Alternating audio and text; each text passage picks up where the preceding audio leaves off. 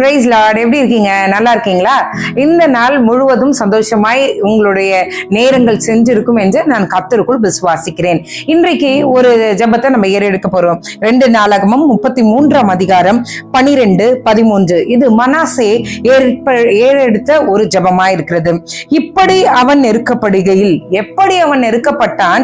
முன்பாக பாத்தீங்கன்னா, முன்பு சில வசனங்களை படிச்சீங்கன்னா, கர்த்தர் அவனோடு பேசி இருந்தும் அதை அவன் பொருட்படுத்தாமல் அதை துச்சமாய் எண்ணினான். அதனால என்ன நடக்கிறது? அவனுடைய வாழ்க்கையில அசிரிய ராஜாவின் சேனாபதிகளை அவர்கள் மேல் வர பண்ணினார். அவர்கள் மனாசையை முச்செடிகளில் பிடித்து 2 வெண்கல சங்கிலிகளால் அவனை கட்டி பாபிலோனுக்கு கொண்டு போனார்கள். அந்த வசனத்தை பாருங்க. ஒரு ராஜாவை சங்கிலியில கட்டி பாபிலோனுக்கு அடிமையாய் கொண்டு போகிற ஒரு சூழ்நிலை. அந்த நேரத்தில் அவன் ஏறெடுக்கிற ஒரு ஜெபம் தான் இது.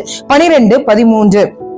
இப்படி அவன் நெருக்கப்படுகையில் தன் தேவனாகிய கர்த்தரை நோக்கி கெஞ்சி தன் பிதாக்களின் தேவனுக்கு முன்பாக மிகவும் தன்னை தாழ்த்தினான். இது நம்மளுடைய லைஃப்ல நம்ம எல்லாரும் கற்றுக்கொள்ள வேண்டிய ஒரு காரியம்.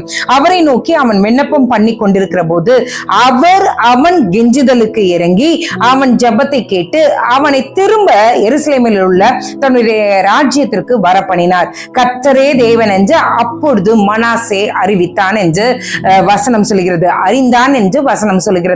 இன்றைக்கு இதை பார்த்து கொண்டிருக்கிற சகோதரனே, சகோதரியே, இன்றைக்கு கர்த்தர் என்ன சொல்றாருன்னா, நான் முன்பு இப்படி இருந்த, ஆனா என்னுடைய வாழ்க்கை இப்படி ஆயிடுச்சுன்னு நீங்க புலம்பிக் கொண்டிருக்கிற இந்த சூழ்நிலையில கர்த்தர் உங்களை பார்த்து சொல்கிறார்.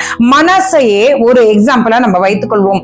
அவனும் சங்கிலியால் பிடிப்பட்டு, நம்ம அடிமைதனத்தினாலே பிடிப்பட்டு காணப்பட்டு கொண்டிருப்போம். இதுல இருந்து நீங்க விடுதலை பெறணும்னா நீங்க செய்ய வேண்டியது ஒரே ஒரு காரியம். என்னன்னா, தேவனுக்கு முன்பாக நம்மை தாழ்த்த வேண்டும்.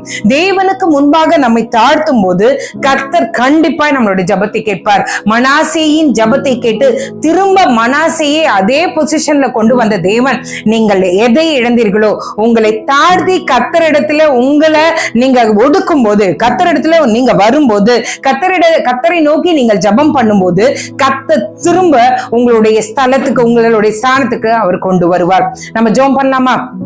எங்களை நேசிக்கிற நல்ல பரமபிதாவே, மனாசே உம்முடைய வார்த்தை கேட்டும் கேளாதவன் போல நடந்தான். அவன் நெருக்கப்படுகிற சூழ்நிலை அவனுடைய வாழ்க்கையில வந்தது.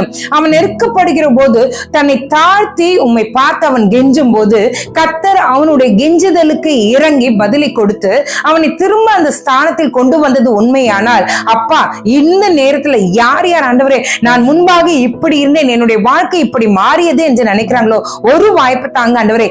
இந்த நேரத்துல, இந்த சமயத்துல தன்னை ஒடுக்கி யார் யார் ஆண்டவரே என்னை நீர் மன்னியும், என் காரியங்களை நீர் மன்னியும் என்று யார் யார் தாழ்த்துறாங்களோ அவங்களுடைய ஜெபத்தை கர்த்தர் நிச்சயமாய் கேட்டு அவர்களுக்கு நீர் பதிலை தாங்க. திரும்ப அந்த ஸ்தானத்துக்கு அவர்களை கொண்டு செல்லுங்க அப்பா.